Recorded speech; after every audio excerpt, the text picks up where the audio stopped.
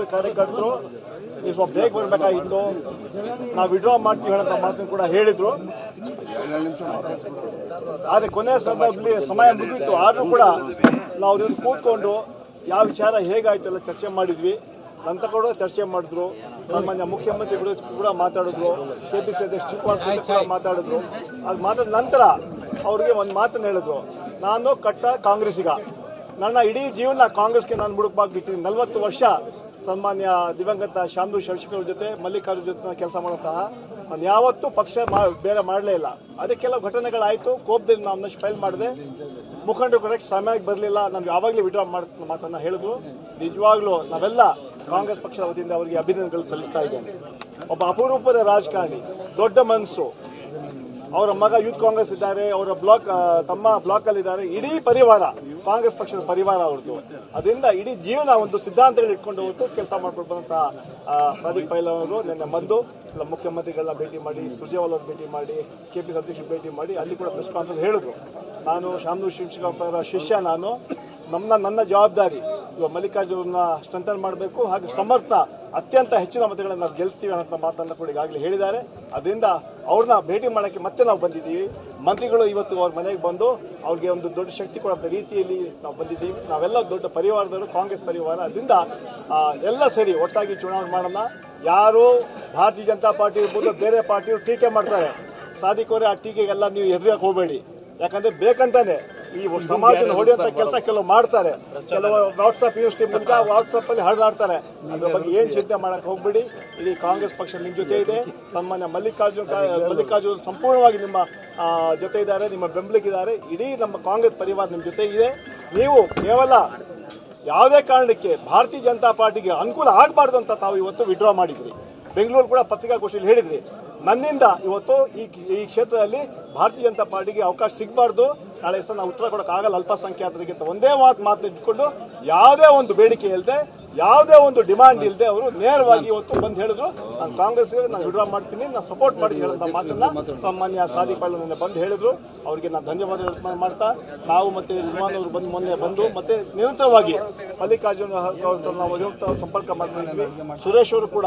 ಆಮೇಲೆ ವಿಶೇಷವಾಗಿ ಮುಖ್ಯಮಂತ್ರಿಗಳು ನಮ್ಮನ್ನು ಕಳ್ಸಿಕೊಡ್ರಿ ಯಾಕಂತ ಹೇಳಿದ್ರೆ, ಅವರು ವಿಡ್ರಾ ಮಾಡ್ತಾರ ಬಿಡ್ಲಿ, ಸಾದಿಕ್ ನಮ್ಮ ಪಕ್ಷದ ಮುಖಂಡರು, ನೀವು ಅವ್ರ ಮನೆಗೆ ಹೋಗ್ಲೇಬೇಕಂತ ನಮ್ಗೆ ಮಾರ್ಗದರ್ಶನ ಮಾಡಿ ನಮಗೂ ರಿಜ್ವಾನ್ ಅವ್ರ ಮನೆಗೆ ಕಳಿಸಿದ್ವಿ. ಅವ್ರು ಹೇಳಿದ್ರು ವಿಡ್ರಾ ಮಾಡಿ ಚಿಂತೆ ಇಲ್ಲ, ಆದ್ರೆ ನಾವು ಅವ್ರಿಗೆ ಗೌರವ ಕೊಡಬೇಕು. ನನಗೆ 30 ವರ್ಷಗಳಿಂದ ಪರಿಚಯ ಹೇಳಂತ ಮಾತು ಸಿದ್ದರಾಮಯ್ಯ ಹೇಳಿದ್ರು ಸಾದಿಕ್ ಪೈಲವಾನ್ ಬಗ್ಗೆ. ಅದೇ ರೀತಿ ನಾವೆಲ್ಲ ಬಂದ್ ಮಾಡಿದ್ವಿ, ಕ್ರಾಂತಿ ಆಗಿದೆ. ನಾವೆಲ್ಲ ಸೇರಿ ಯಾವುದೇ ಜಾತಿ ಜನಾಂಗ ಮಾತಾಡಿದ್ರೆ ನಾವೆಲ್ಲ ಸೇರಿ ಕಾಂಗ್ರೆಸ್ ಪಕ್ಷದ ಅಭ್ಯರ್ಥಿಗಳಾದ ಸನ್ಮಾನ್ಯ ಸಮರ್ಥ ಅವರಿಗೆ ಅತ್ಯಂತ ಹೆಚ್ಚಿನ ಮತಗಳನ್ನು ಗೆಲ್ಲಿಸಬೇಕು. ಸನ್ಮಾನ್ಯ ಸಿದ್ದರಾಮಯ್ಯ ನಾಯಕತ್ವಕ್ಕೆ, ಸನ್ಮಾನ್ಯ ಡಿ.ಕೆ. ಶಿವಕುಮಾರ್ ನಾಯಕತ್ವಕ್ಕೆ, ಸನ್ಮಾನ್ಯ ಮಲ್ಲಿಕಾರ್ಜುನ ನಾಯಕತ್ವ ಹೆಚ್ಚು ಶಕ್ತಿ ಹೇಳಿದ್ರೆ ಅತ್ಯಂತ ಹೆಚ್ಚಿನ ಮತಗಳನ್ನು ಗೆಲ್ಲಬೇಕು. ಅದಕ್ಕೂ ಸಂಪೂರ್ಣವಾಗಿ ತಾವು ಬೆಂಬಲ ಕೊಡ್ತೀನಿ ಅಂತ ವ್ಯಕ್ತಪಡಿಸ್ತಾ, ಈ ಕೆಲವರು ಸಮಾಜವನ್ನು ಹೊಡೆಯುವಂತ ಕೆಲಸ ಮಾಡ್ತಾರೆ, ಪಕ್ಷವನ್ನು ಅಲ್ಲಿ ಡಿವೈಡ್ ಮಾಡೋ ಕೆಲಸ ಮಾಡ್ತಾರೆ. ಅದಕ್ಕೆಲ್ಲ ಗಮನ ಕೊಡಬೇಡಿ. ಒಟ್ಟಾರೆ ನಾವು ಕಾಂಗ್ರೆಸ್ ಪಕ್ಷದ ಸಿದ್ಧಾಂತಗಳಿಗೆ, ವಿಚಾರಧಾರೆಗಳಿಗೆ ಹಾಗೂ ದಿವಂಗತ ಶಾಮನೂರು ಶಿವಶಂಕರ್ ಏನು ಯಾವ ರೀತಿ ಈ ಕ್ಷೇತ್ರ, ಈ ಜಿಲ್ಲೆಗೆ ಕೆಲಸ ಮಾಡೋದು ಕಳೆದ 35 ವರ್ಷಗಳಿಂದ ಅವ್ರಿಗೆ ಇನ್ನೂ ಹೆಚ್ಚು ಶಕ್ತಿ ಕೊಡಬೇಕು, ಅವ್ರಿಗಿಂತ ಜಾಸ್ತಿ ಲೀಡಲ್ಲಿ ಅವ್ರನ್ನ ಗೆಲ್ಲಿಸಬೇಕು. ನಾವು ಗೆಲ್ಲಿಸ್ತಿರೋ ಮಾತನ್ನು ಹೇಳಿ ಅದೆರಡು ಮಾತುಗಳನ್ನು ಮುಗಿಸ್ತಾ ಇದ್ದೀನಿ. ಜೈ ಹಿಂದ್. ಕಾರ್ಯಕರ್ತರಿಗೆ ನ್ಯಾಯ ಕೊಡ್ರಿ. ನಾವು 40 ವರ್ಷದಿಂದ ಕೆಲಸ ಮಾಡಿ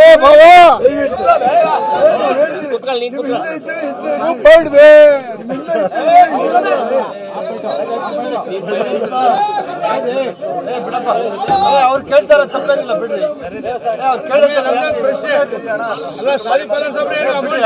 ಕಾಂಗ್ರೆಸ್ ಯಾರೋ ಹೇಳ್ತಾರೆ, ಯಾರು ಅದಕ್ಕೆಲ್ಲ ಉತ್ತರ ಕೊಡ್ರಿ.